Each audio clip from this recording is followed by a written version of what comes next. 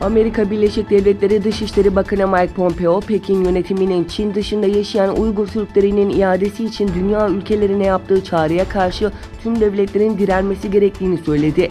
New York'ta düzenlenecek olan Birleşmiş Milletler Genel Kongresi öncesi konuşan Pompeo, konuyla ilgili olarak terör konusundan ziyade şunu açıkça belirtmek isterim ki Çin'in Uygur bölgesine başlattığı baskıcı kampanya terörle alakalı değil. Bu açıkça Çin'in kendi halkını yok etmesi girişimidir. Tüm dünya ülkeleri Çin'in Uygurların iadesi konusuna yaptığı taleplere karşı direnmelidir ifadelerini kullandı. Toplantıda Türkmenistan, Özbekistan, Kazakistan, Kırgızistan ve Tacikistan Dışişleri Bakanları ve ülke heyetleri de hazır bulundu. Washington yönetiminin BM toplantısında Çinli yetkililerle konu hakkında konuşması bekleniyor. Pompeo daha önceki açıklamasında Çin'in Uygurlara yaptıklarını 100 yılın kara lekesi olarak tanımlamıştı.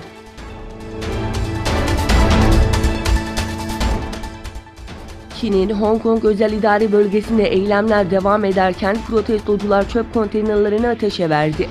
Çin'in Hong Kong özel idari bölgesinde baş yönetici Carrie Lam'ın suçluların Çin'e iade edilmesini kolaylaştıran tasarıyı geri çekme kararına rağmen protestolar şiddetlenerek devam ediyor. Özgürlük için mücadele et, Hong Kong'u özgür bırak sloganları atan yüzlerce gösterici Şahin bölgesinde bir alışveriş merkezine bastı.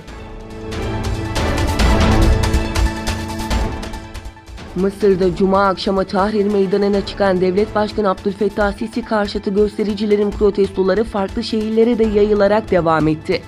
2011'de Arap Baharı olarak adlandırılan ve eski Devlet Başkanı Hüsnü Mübarek'i deviren protesto gösterilerinin kilit noktalarından biri olan Tahrir Meydanı'nda yüzlerce kişi protestolara katıldı, Sisi istifa sloganları attı. İskenderiye başta olmak üzere ülkenin diğer şehirlerinde de protesto gösterileri devam ederken AFP ajansı 74 kişinin gözaltına alındığını duyurdu. Ancak henüz gözaltılarla ilgili resmi bir açıklama gelmedi.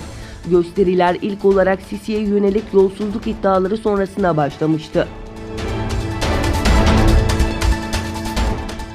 Türkiye Cumhurbaşkanı Recep Tayyip Erdoğan, ABD Senatörü Lindsey Graham'ı kabul etmesinin ardından Doğu Batı Enstitüsü'nün düzenlediği toplantıya katıldı. Birleşmiş Milletler 74. Genel Kurulu görüşmeleri için ABD'nin New York kentinde bulunan Erdoğan, konakladığı Peninsula Otel'deki kabulü basına kapalı gerçekleşti.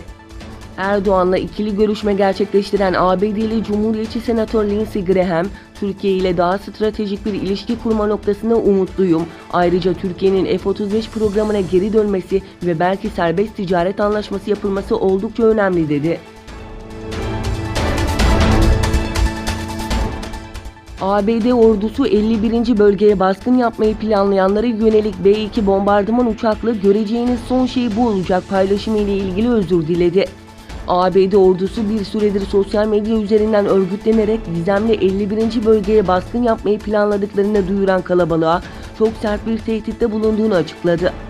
Savunma Görsel Bilgi Dağıtım Servisi Twitter'dan yaptığı bir paylaşımda B-2 nükleer yetenekli bombardıman uçağını paylaşarak eğer baskını denerlerse bugün görecekleri son şey bu olur tehdidinde bulunmuştu.